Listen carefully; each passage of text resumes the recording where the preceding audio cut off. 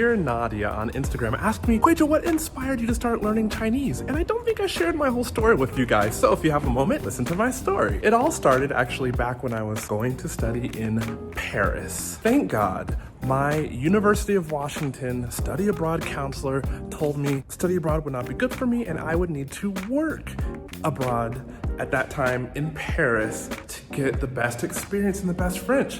And as a young college student, I didn't know any better, so I took her advice. And let me tell you, that was hands down the best study abroad, work abroad experience that I had ever. So I get to Paris. You have to know, when I studied French, I actually studied French in high school for 2 years and in university for a year, and I did quite well. I got off the airplane. I'll never forget this moment, but I'm walking off the airplane and down like the ramp at the Charles de Gaulle airport in Paris, and out of nowhere appear two super fine French girls, and they start talking to me. And you know, as a young single 19-year-old, this is like my moment. But they're there talking to me, saying I actually have no idea what they're saying, but they're talking to me.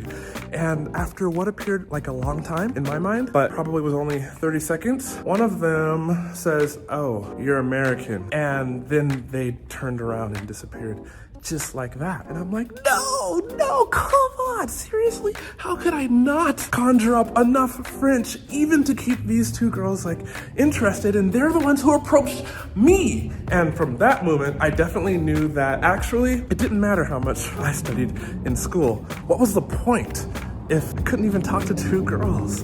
And so I missed out on that chance, but that shaped my future Chinese decisions. So moving on to Paris, it was a great time. I worked in an internet cafe, and I had great coworkers who took care of me, spoke lots of French with me, and my French got really good really quick. It actually got quite fluent. Now, here's how this ties into Chinese. I went on a date with a French girl. I thought it was going to be really fun. The whole time, it wasn't bad, but she spent our whole date time talking about this African that she knew. So I guess actually she wasn't that interested in me. Sad. And the reason she kept talking about him was because he was married to a Chinese lady, but more importantly, because he could speak fluent Mandarin. So this whole date, she's talking about this African guy. And I, was interested in her. Unfortunately, I never got a second date with her. But at least this date we were talking in French.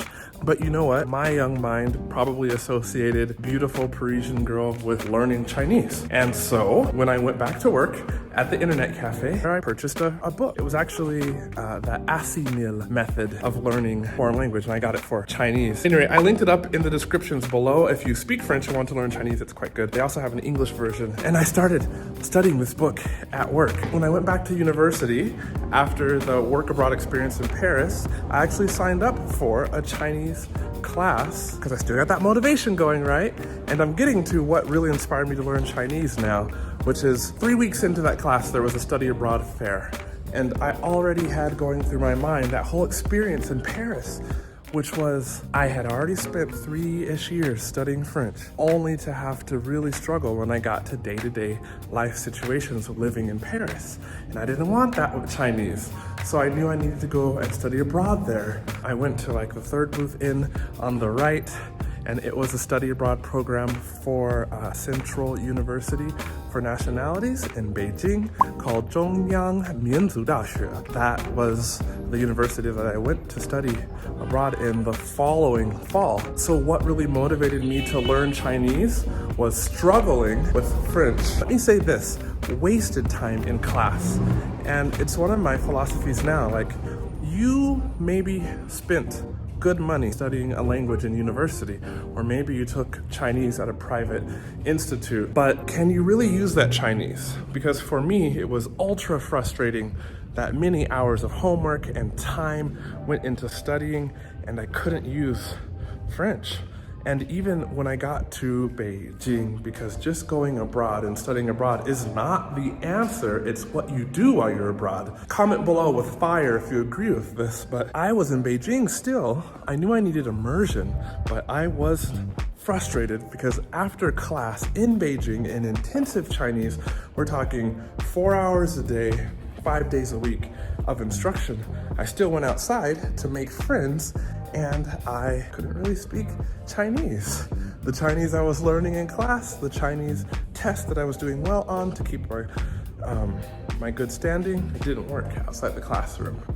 And so that frustrated me. And so I needed to develop different techniques of speaking with people outside, learning really what they would use to communicate, which is why you hear me say sometimes, learn real Chinese, communicate, and have fun. Because you could learn Chinese in a book, but it's like curated, purified, grammatically sterile Chinese, and that's how it has to be. It was written by, people with master's degrees and PhD holders, and they got this book deal with a publisher, and they have to release Chinese textbooks that have great grammar, right? And the problem is that in real life, grammar does not exist like that. In real life, languages are continually evolving, developing new words, new popular expressions. And I'm not even talking about slang and things that don't belong in everyday life for like the average person. I'm talking about ways of communicating. And that is what you will get if you focus on ways to develop that skill. And those ways are not necessarily associated with books.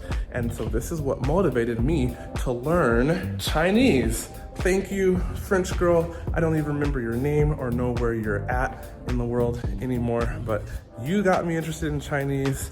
So I guess thanks for turning me down, wasting my time talking about some other dude who could speak fluent Chinese. Now that's me, but I'm married, so you can't have me. Guys, I just wanted to share with you my personal story. If you need help learning Chinese that you can actually use, somewhere down in the descriptions below is another link to DIY Chinese community, a community for you self-studiers who are not inside of China, but you still want a community that can motivate you to go further and farther. And you also want coaching from me, how to make sense of all the resources that are around online. Now, right over here is a video that gives you a strategy about how to learn Chinese, not just what things you can learn, but actually how to get improvement and progress. Tap or click the screen right there if you need that. My name is Kuizhou, creator of Elementary Chinese. Good study, day up.